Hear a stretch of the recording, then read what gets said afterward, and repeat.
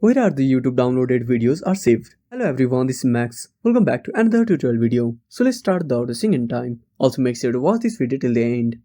First of all, open up your Play Store. Now tap on the search icon at the bottom right corner. Now simply tap on the search bar. Now type YouTube. Now click on search. Now tap on YouTube and make sure to update to the latest version. After updating, simply tap on open. Now wait for the APK to load. Now at the bottom right corner, click on your profile. Now scroll down. Now tap on downloads.